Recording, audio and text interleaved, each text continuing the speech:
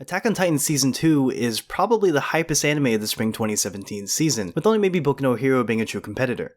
But despite the non-stop twists, turns, and action, was that a freaking guillotine? I believe it owes its thrills to a somewhat unlikely literary device.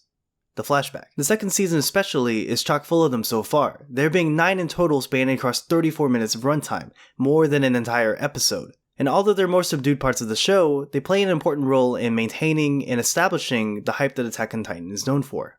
Flashbacks come in many forms and can be used to accomplish many things. Attack on Titan in particular uses a lot of external analepsis, flashbacks that call back to events prior to those happening in the series. Given Attack on Titan's inherent mysterious nature, this makes sense, because we're more or less dropped straight into the middle of conflict without much explanation. Where did the Titans come from? What's up the walls? What or who is everyone fighting for?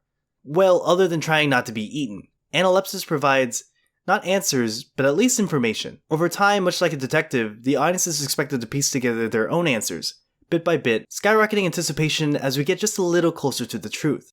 The question then is, what information do these various analepses provide?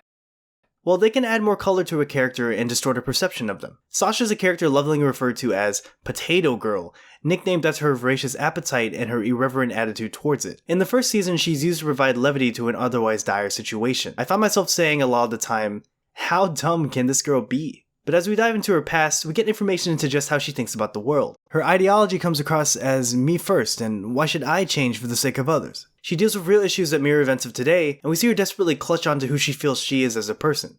Her identity as a hunter. And we actually flash back twice in the same episode, with the two contrasting against one another. Sasha is caught between stubbornly embracing as well as denying her background, which culminates into her self-actualization in this episode. Without her flashback, we miss out on the gravity of her choice to risk life and limb to save an outsider. We miss the fact that she realizes that she can simultaneously preserve her traditions as well as extend a hand to those in need. And we would have missed the fact that she came up with an answer to that question posed to her long ago. Hell no. Sasha's foray into analepsis also marks the beginning of something ingenious that Attack on Titan does. Shingeki isn't content with just showing a flashback. Instead, in addition to providing information, flashbacks foreshadow future events, re-establish character dynamics, and commonly nest into one another, something we'll revisit a bit later. In essence, Attack on Titan realizes the value and versatility of analepsis, and is brutally efficient in using it to tell its story.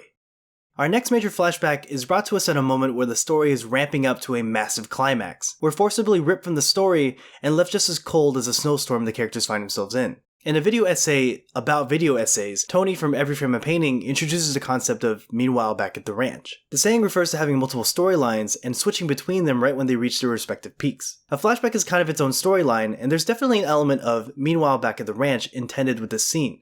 Our hype is forced to be shelved and simmer on the side while the flashback provides more insight into the character we find ourselves focused on the most, Amir. So instead of just providing info, the flashback is also placed strategically to maximize hype building. But at the same time, it accomplishes a couple other things as well. At this point in the story, our main trio has been scarce, and this flashback serves as a reminder that they, well, exist. It forces the viewer to think, hey, yeah, what have those guys been up to? And look who shows up at the end of the episode. Also, grats Aaron, good first kill. Both of the flashbacks so far have been examples of external analepsis, flashbacks to events prior to the narrative. Episode 31, however, does a great job of using internal analepsis to its advantage. It's more obvious to see its effect if we just compare how we feel before and after it happens. Before, we've just gotten through a major conflict, and we're recovering with the characters as they deal with the aftermath. We feel sympathy for Reiner because it's clearly getting to him, and he was pretty paramount in dealing with the situation at the tower. Not to mention he spawned a meme. The characters turn to leave while Reiner stops Eren to drop the most bombshell of all bombshells. Of course, Shingeki no Kyojin isn't content to just let us have this moment, or plunge into another flashback shortly after. Here we begin to understand that everyone already holds suspicion towards Reiner and Berthold, and we return to realize that tension is high and guards are already up. It also explains why Mikasa seems to be trying to burn a hole through Reiner with her murder eyes. As you can see, a common pattern shows itself. Hype builds into a major climax or reveal, flashback happens allowing anticipation to fester until the train goes off the rails and the only reaction we can muster are open mouths and raised fists. Lastly, I want to touch on something Attack on Titan does that I actually haven't seen before. Its flashbacks are constantly referred back to and show up in other flashbacks, basically nesting within one another. Depending on where in the story a particular scene from a flashback is placed, the meaning changes considerably. When we see this one, for example, the idea is that Ryan is reliving a traumatic experience where he had to watch his friend be eaten right in front of him. He uses this as motivation to live, and of course his best buddy Berthold comes to the rescue. But when we revisit the scene later, a slew of questions spring forth. What the hell, that was Amir?